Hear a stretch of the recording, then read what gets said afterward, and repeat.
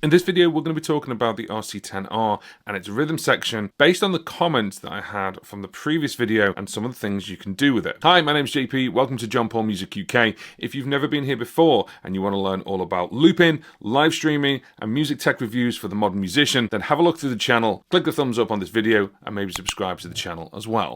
Now, the RC-10R is Boss's rhythm loop station, and the reason for that is because it has a dedicated rhythm button and rhythm system with over 280 different rhythms, and I say over because you can import them with the RC rhythm converter as well. I'm going to go into the system and show you one or two things you can customize. So a couple of caveats for this demonstration. First of all, we're on the green system, which means these two are separate. And then the other thing as well, we're on the first memory, we're at 4/4, beats per minute, we're on acoustic, and we're on the cajon number 1. So if I click menu right now, the first thing is rhythm and loop. So that's what we need to go into. If we go into here now, the first thing you'll see is sync switch. Sync switch is where you've got these two connected together. This goes blue, and you're able to press the button on the rhythm section, and then of course it automatically starts the looper. So this is switched off right now. If I click this and then go to switched on, you'll now see that these two are connected, and this is blue and it's waiting to go in. If I switch this off, this goes back over to green.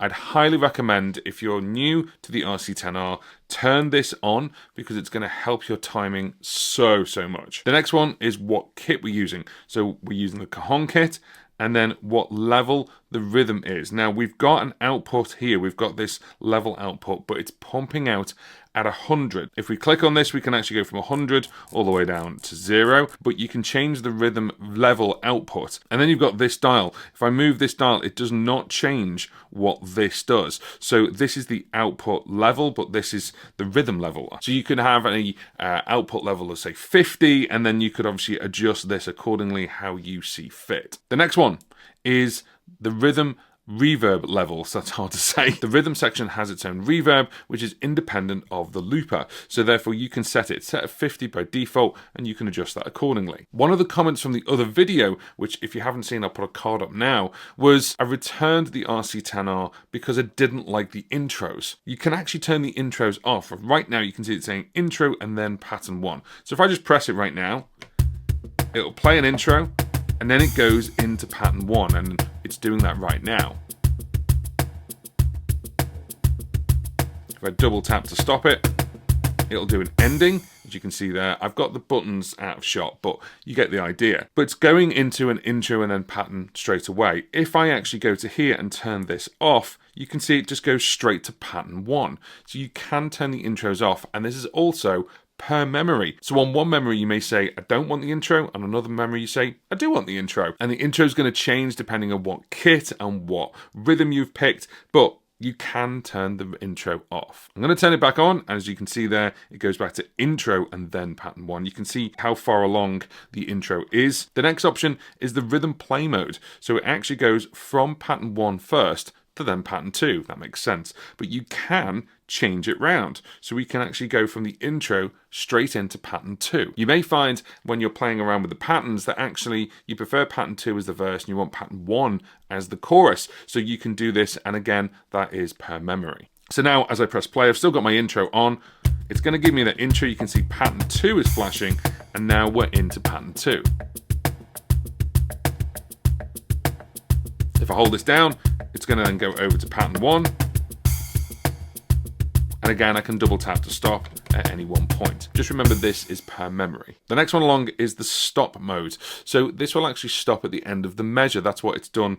It's gone measure end plus ending. So what that means is at the end of the measure, it'll then throw an ending on at the top. But what you can do is you can actually change this. So let's go right to the beginning. You can say stop immediately. You double tap it to stop, and it'll stop immediately. It won't put an ending on. You can then also do a measure end, but then there's no ending, as it were, so it just goes measure end. Then you've got loop end. That's really clever because you can hold it down and the drums will stop when the loop gets round to the end. Now with this also, you could have a loop that's longer than the drum kit, and that's quite useful because maybe at the end of the loop phrase the drums finish. The default is measure end and then an ending, or you've also got loop end, and then do an ending as well. You've also got fade out. Maybe you want to fade the drums out but leave the loop going. That's a really, really cool option. So they're all the options that you've got for the stop mode.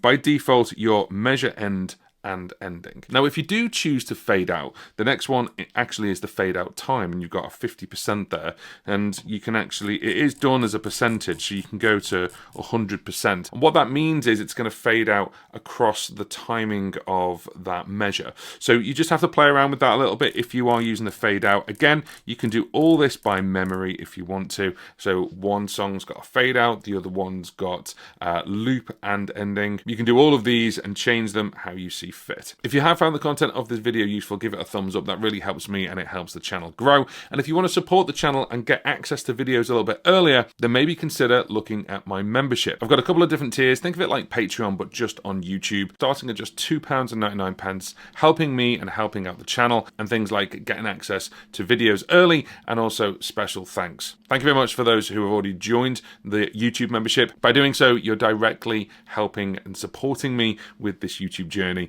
But also, we're going to start doing the private live streams for the members next month. Now, before we go into the looping side, if you are learning about looping and you want to learn more, then come and learn from me. I have a course all about how to loop, no matter which looper you're using, and that course is normally £199. It's now just £48, and it's actually 2 courses smashed together to actually show you how to loop like a pro. And the course is called How to Loop Like a Pro. There's a link in the description box if you want to go and check it out. The next one actually moves over to the looper itself. So this is the record option. Now, I normally have this as record, dub, play, but by default, it is actually set to record, play, dub. When you're a little bit more confident with looping, then you'll realize that you've then got to go around a whole revolution on play to then overdub, or you've got to press it again. If you know you're going to actually put down a chord sequence and then you want to put something down straight afterwards, then it's much easier to do this with record,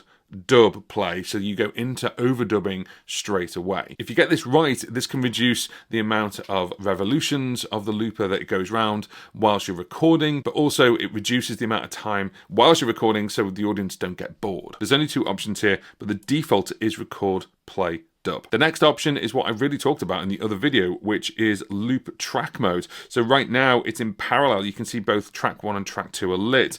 By default, it's actually down as series. What that means is like a verse and a chorus. So it'll go from one loop to another loop. You can also have it in single as well. So you don't actually, you can just say, I just want one track. I don't want to use the other track at all. You can do that if you wish. But the default is series, and then you've got parallel. I quite like it in parallel because it's a little bit more like an RC-500 in that respect. But if you're using it in a verse chorus kind of style, then you want series. The loop track level, a little bit like the rhythm level, is the next thing. So that's set at 100 by default, but you can change that. Maybe you want to set it just a little bit less than the inputs that's coming in, so it's just sitting underneath potentially. And of course the loop track level and the rhythm level of course are separate. You've got track 1 and you've got track 2. I found that really useful because let's say you've recorded like a quiet guitar and you've got a strumming guitar afterwards. One could be well higher than the other, so you might want to change the strumming guitar and bring it down a little bit so it sits in the mix really nicely. The other thing you can do as well is you can change it from a looper to a one shot. So maybe on the track 1 is a loop, but then track 2 is just you want it to just play once. So you can do that with each one, whether track 1 or track 2. The default is loop, of course, because it is a looper, but then you can do one shot as well, and you can do that for either track 1 or track 2. You could mix it up, so maybe track 1 is loop and track 2 is one shot. I hope that makes a little bit more sense. I'm going to be going through the RC-10R in a couple of videos, and I'm going to put them in a playlist which should have popped up on screen right now, so you can binge watch all of them.